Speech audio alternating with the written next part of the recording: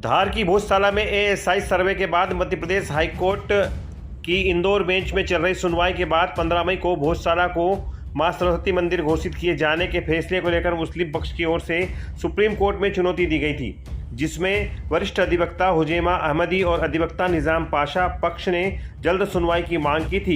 इस प्राप्त जानकारी के अनुसार सुप्रीम कोर्ट ने पूरे मामले को लेकर आज महत्वपूर्ण निर्देश जारी करते हुए भोजशाला मामले में हाईकोर्ट के आदेश पर रोक लगाने से इनकार करते हुए हिंदू मुस्लिम दोनों पक्षों के अधिकारों पर कोई असर डाले बिना यह निर्देश दिया है कि अपील करने वाले और उनके अन्य सदस्यों को शुक्रवार को दोपहर 1 से 3 बजे के बीच नमाज पढ़ने के लिए संबंधित जगह भोजशाला के पास या साथ लगी हुई एक अलग खुली जगह उपलब्ध करवाई जाए। यह सुनिश्चित किया जाए कि धार्मिक कार्यों के दौरान दोनों पक्षों की ओर से कोई बाधा न आए। साथ ही बताया गया कि यह व्यवस्था अस्थायी होगी और अपील के अंतिम नतीजे पर निर्भर करेगी।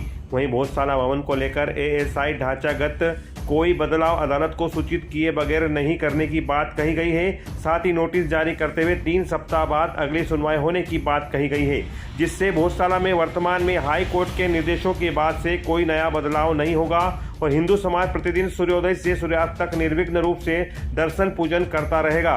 वहीं मुस्लिम समाज को शुक्रवार को 1 से 3 बजे तक के लिए भोजशाला के नज़दीक ही अन्य जगहों पर नमाज पढ़ने के लिए प्रशासन द्वारा जगह की व्यवस्था करना होगी।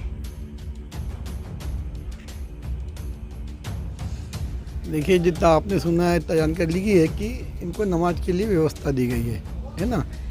तो हाई कोर्ट ने जो 15 मई को आदेश दिया था उसमें भी स्पष्ट कहा था कि भोजशाला के अंदर पूजन होगा और अन्यत्र प्रशासन इसकी व्यवस्था करे नमाज की।